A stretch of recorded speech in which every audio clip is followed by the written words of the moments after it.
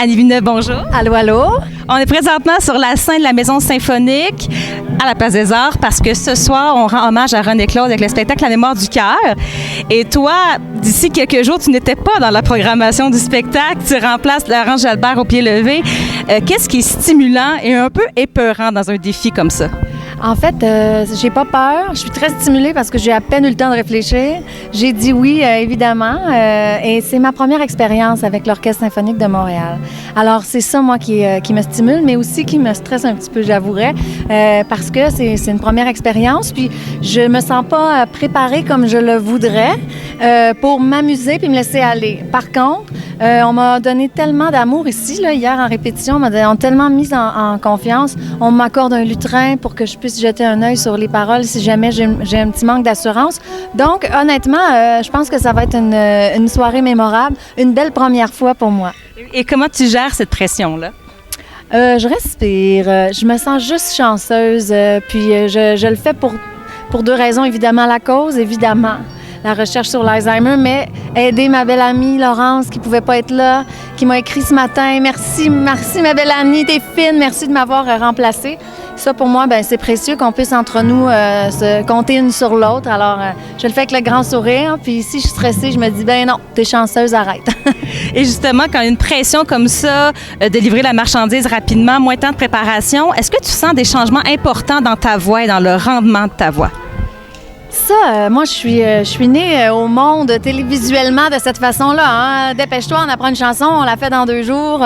Après ça, on passe à une autre. Donc, ça fait un peu partie de mon ADN. Ce que ça fait, en fait, en moi, c'est que tous mes sens sont réveillés et je suis prête à tout. Donc, je dirais que c'est un avantage presque. Ouais.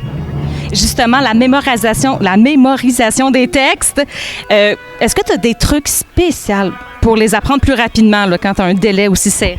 Oui, en fait, moi, je comprends qu'apprendre une chanson, pour moi, le plus facilement, le plus rapidement possible, c'est en l'écoutant en boucle, en boucle, en boucle. Puis, ce qui fait que quand je termine une phrase, j'entends ce qui s'en vient.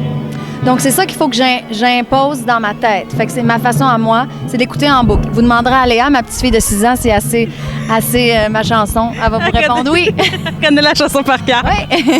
Plus vite que moi, d'ailleurs, ça, c'est pas cool. Elle va être là ce soir, va souffler. Non, malheureusement, mais c'est à cause de ça. Je l'ai laissé à la maison. Écoute, compétition. Non, je blague. Et première fois avec l'Orchestre symphonique de Montréal, mais est-ce que c'était ta première fois avec un orchestre?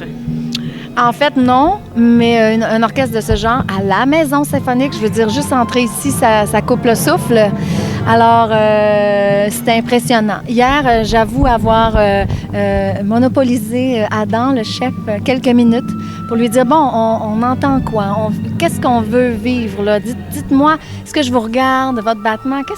Qu'est-ce que je fais? Il dit, bien, essentiellement, c'est moi qui vous suis. Ah, mais c'est important à savoir ce qu'on est interprète, parce que généralement, c'est l'inverse. En tout cas, pour ma part, moi, mon band, je leur dis, pesez sur play, puis après ça, arrêtez quand ça termine. C'est comme un train qui part, puis moi, je m'amuse par-dessus vous, dans le fond. Moi, je suis comme une cerise sur un sundae, alors qu'ici, c'est pas ça du tout.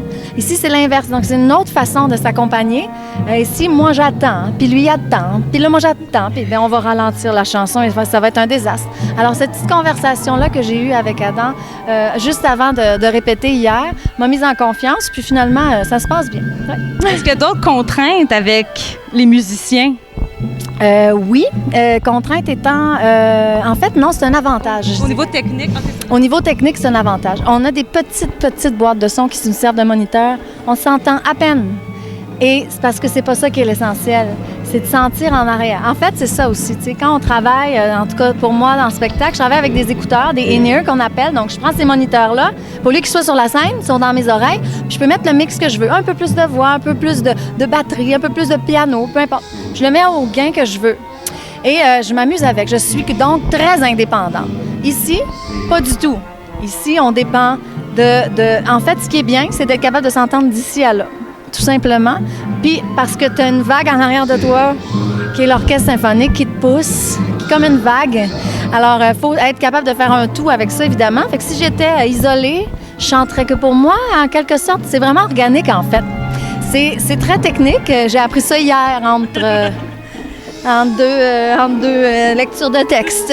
Mais c'est le fun, je vis, je vibre, je suis très contente d'être là. Et la formule de ce soir, oui, il y a quelques duos, mais c'est beaucoup une artiste qui chante et ensuite on enchaîne à l'autre. Dans une formule comme ça, comment on travaille la chimie? Surtout toi qui viens d'embarquer dans la gang. Oh mon Dieu, ils ont été très fines avec moi. La chimie, c'est pas compliqué. C'est que des grandes dames de la chanson. C'est que des professionnels et c'est des gens que j'ai croisés à plusieurs reprises, sur plusieurs plateaux, sur plusieurs scènes.